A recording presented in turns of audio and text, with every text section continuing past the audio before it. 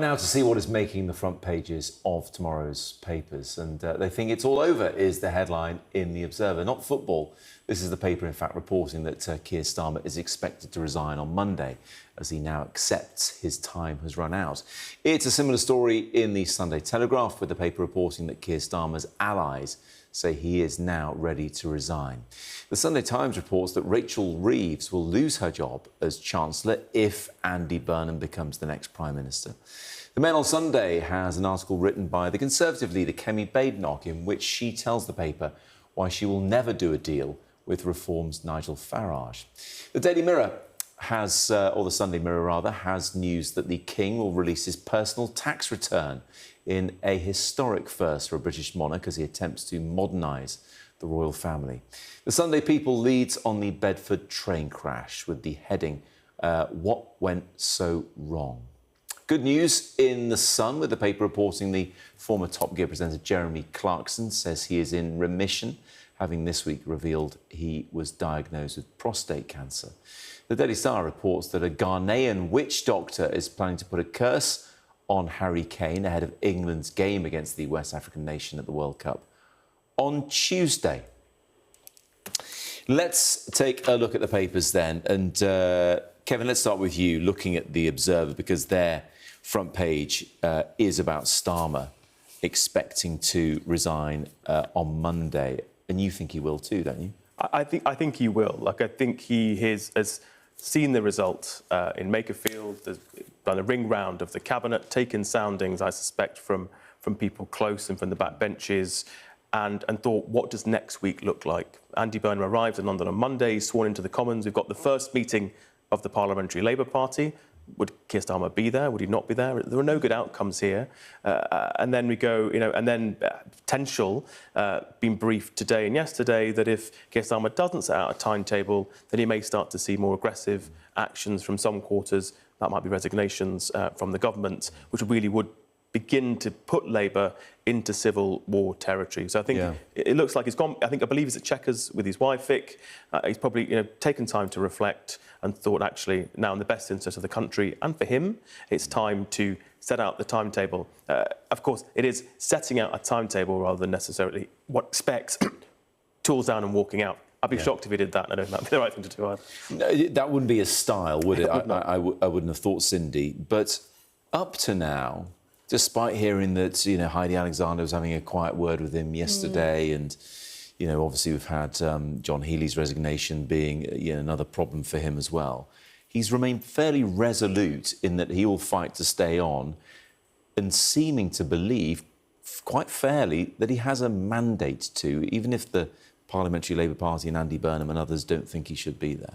Yeah, what we're talking about, if Keir Starmer sets out a timetable and to avoid a civil war situation in the Labour Party, is a coronation for this man who has not been in frontline politics, at least national frontline politics, for years. People don't really know what he stands for, and what little he has said, he has backtracked on pretty quickly a few days afterwards. And so, there is a very fair democratic argument to make that he needs to be tested, that he needs to be scrutinised, because he can't just walk into becoming Prime Minister, but he probably can, he will. But it does seem like, I think there is a very fair question about procedure here. At the same time, clearly the politics in the Labour Party is such that Keir Starmer knows that the writing is on the wall, despite his fighting talk yesterday. And Kevin is right that the dignified thing to do would be just to accept that. It's difficult because the two are both true at the same time. And I guess the biggest shame is that the Labour Party doesn't have any other really that viable candidates who can come out and say, no, we will make a fight for this, we will make an argument for it. Because even though there are people like Wes Streeting or Al Khan's, it's not clear that the MPs themselves find those candidates more persuasive than Andy Burnham himself, especially with the victory at Makerfield earlier this week. Yeah, I'd like to ask you that, Kevin. There seems to be a little bit of sort of fervour around Andy Burnham coming in and doing this. Where's the critical thinking about this from Parliamentary Labour Party members? Right? Sure, 100 have put their names forward, which means there's another 300 who haven't said they want Keir Starmer to go. But there seems to be... It's sort of snowballing, and I just wonder if anyone's really asking the questions about what is this guy about? Is this the right thing to do? Sure, they don't want a Tory drama to drag on for ages, but it seems like it's sort of getting away from people when they should be thinking about this in a critical and honest manner right now. Well, I mean, Andy Burnham is not an unknown quantity. No. He was in the last Labour government, in the cabinet. He ran for leader in 2010. He was ran twice for leader before and not one. No, third time lucky. And then... Well, he might not have to run at all. He's just going to get given it. And then he's been mayor of Greater Manchester. You know, in most countries in the world, look across the channel in France, being a mayor, even in the US, being a mayor of a great city is actually one of the major routes into senior office. He has more executive experience than many ministers. Right, you know, he has more experience today. Maybe Sadiq Khan should have a tilt on that. Sadiq Khan, that thought has passed through his head in the past. The fact is, you know, we know a lot about him, and of course, you know, Andy is very open. I'm sure we'll be having those conversations with MPs from Monday onwards. You know, we talk about backtracking. I think some of that's a bit overblown. The WASPy women, he said he had some sympathies with them. He didn't say he was going to, you know, turn around the policy on the fiscal rules. Said we shouldn't be in hock to the bond markets. That's not the same thing as repudiating the fiscal rules. He probably has to be on a journey in tightening up to the bond markets. Well, it shouldn't be that if you have debts, you're going to be. Well, it shouldn't be that gilt prices should completely define your economic policy. You know, that you might as well just give up and go home. Unfortunately, Liz Truss found out that it was very important to listen to the bond markets. Well, the reason people are feeling let down with politics and why they've got hope in Makerfield is because they feel that they don't have control over their everyday lives and the government doesn't either. And I think what Andy was expressing really was exactly that, which is, you know, we'll set out an economic plan. The fact is, he said that the fiscal envelope was set by in the manifesto will be stuck to, so therefore, you know, that mandate endures, and ultimately the British people will have their say at the most crucial time, which is the general election. Let's look at the fiscal situation then, because the front page of the Sunday Times, even though the stars of Ferris Bueller 40 years on really catches my eye, but that's in the magazine. Oh, what a great film that is, isn't it? Great. Super film. Anyway, we'll have to look in the magazine to read that one tomorrow. But the main headline is Reeves to lose her job if Burnham becomes PM. Is that a surprise? Is that a surprise that he's, let's assume, becomes the next Labour leader? He's going to have his own team, obviously. Yeah, absolutely. And that's totally fair for any Prime Minister to pick their own team. I think, going back to the question about the bond markets, though, you know, this is the kind of move that will spook Britain's creditors, basically, because actually Rachel Reeves is quite well respected internationally for sticking to the fiscal rules, even if she's not very popular with the business community in the UK.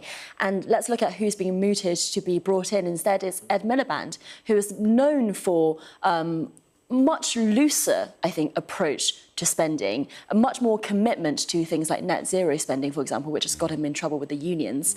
And so that doesn't sound like, if you are picking different candidates and from that you're drawing policy signals, it doesn't sound like you're going to be tighter with your purse strings, actually. Yes, that is a very good point. It's one thing, Burnham coming in, but the team better look fantastic if they're going to kick on from what he perceives to have been a failing government thus far. Yeah, look, there's a lot of talent on the Labour benches. There's a parliamentary party of over 400. Some names that you won't have heard of today because they haven't been talked up under this current order. Feel free to share them. Who would you put in there? Who would you give the job to? Well, look, we've got some great names. I would be surprised if Ed Miliband was in the Treasury, and not as surprised as I think the markets would be, or Sharon Graham of Unite. But look, three names mentioned here. First one, Wes Streeting, a generational talent, did a great speech on the economy earlier in the week in the City. I think he'd be a fantastic candidate for the Treasury. Yeah. Pat McFadden, very safe pair of hands, and John Healey the same as well. So that's just three names, two of whom are in cabinet. Oh, I'd say one of whom is currently in cabinet.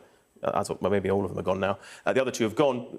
Even in the current recent front bench, we've got some great talent. We've got some great talent coming through at the next tier as well. I think what we will hear is people talking up, their masters, their bosses for potential jobs. I think there's probably some mischief there and some ego. I think that we'll have a very strong front bench, regardless of who the next leader of the party is. I do think Rachel Reeves is actually a very good politician and has done well with a very difficult hand. I think the challenge is if you say, you can say, well, we're going to carry on with the envelope, therefore why not carry on with the person running the Treasury? Yeah. There's mileage in that, but ultimately it comes down to, you can't say we've got to have a fresh start and then have the number two job in the government with the same person in it. So I think it's a very difficult judgment to make. But I can see why, by Rachel Reeves and those around her, and the Treasury team is particularly strong, the ministerial team, I can see why they'd want to stay. Can I just add, though? Yes. I mean, one thing that he can't have a fresh start on is the parliamentary party itself. And let's remember why Rachel Reeves had to back down on some of the welfare spending cuts that she wanted to put in, is because she had a parliamentary revolt on her hands. Yeah. And so I do feel like MPs themselves haven't quite reconciled the trade-offs that are needed at this current time. You know, Rachel Reeves sits in the Treasury, she knows what the numbers look like, but it's the Parliamentary Labour Party who have been consistently voting against welfare cuts. Yeah. So how is any other Chancellor going to do better? That's something that they can't. Andy Burnham can't change. I think that's right. I think politics is about tough choices. I think partly that initial welfare vote was a result of poor parliamentary handling and partly a bit of a pushback from the Parliamentary Party, who've been pretty poorly by number 10 in the weeks and months. I wouldn't take that as a signal of what might happen in the future. It's a good point, because if it's the same thing coming from a Burnham government, the rest of them might swallow it a bit more easily than they did before. And talking of fresh starts, I do wonder what Angela Rayner's thinking right now. She could be back in there pretty quickly, Should have paid her taxes. Yeah, well, probably watching Ferris Bueller's Day Off. 40 years on. Let's move to the Sunday Mirror, because their main headline, Cindy, is the King to release tax returns. What do you make of this?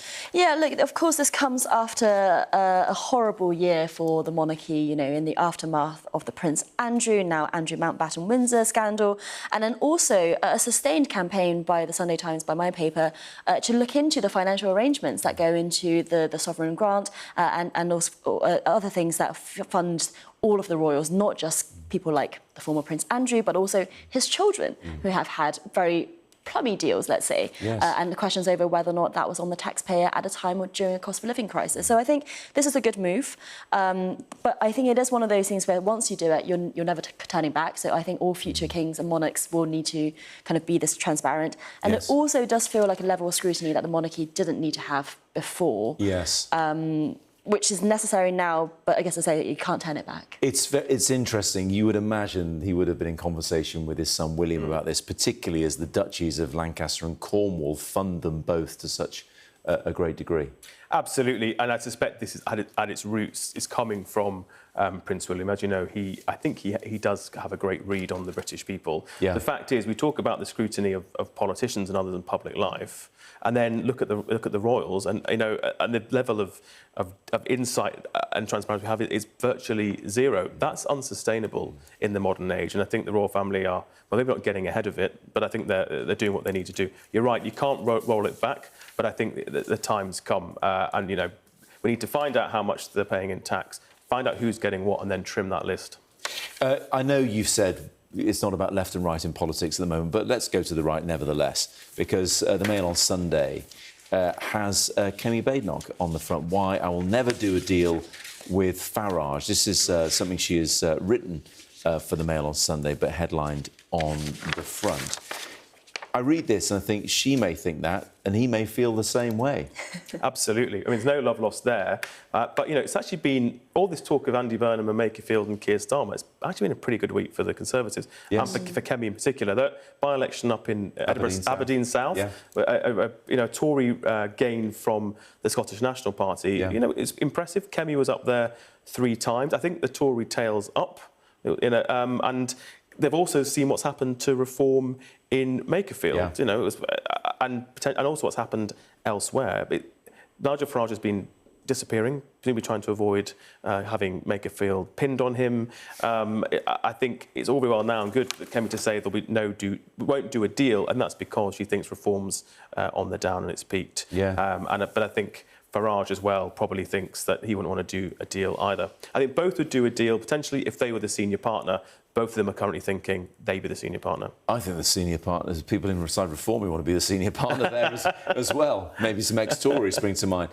Interesting, though, especially as they won Stephen Flynn's old seat in Scotland. I mean, that is quite the scalp for them. Yeah, and they really targeted it. You know, the party sent a lot of presence up there. They knew that even though, as the country was talking about Makerfield, this was the by-election that could be the beginning of the turnaround for them.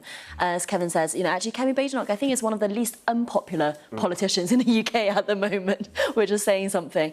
And it does just show you as well that actually what is in polling numbers for reform might not necessarily translate into votes when it comes to a very complicated electoral landscape with Restore as well, biting on the right of reform. Potentially, although it didn't really bite in Makerfield, did it? No, Andy Burnham's lead clearly was even greater than whatever Restore could have added to that vote, but at the same time, it's the psychological impact there of what reform should be doing, because Nigel Farage has been the challenger from the right for most of his political career, and now he's having to deal with the same dynamic himself. Well, isn't what does he delicious? do? I think he said today or yesterday that basically almost did a video almost like telling off Restore voters, like, you know, what is it you really want? And I'm sure irony will not be lost inside the Conservative Party and accusations that, you know, Restore are sounding like many a frustrated Tory leader. Sadly, no time in this part to talk about the Sunday Telegraph headline, which is the PM may force social media to promote public service news.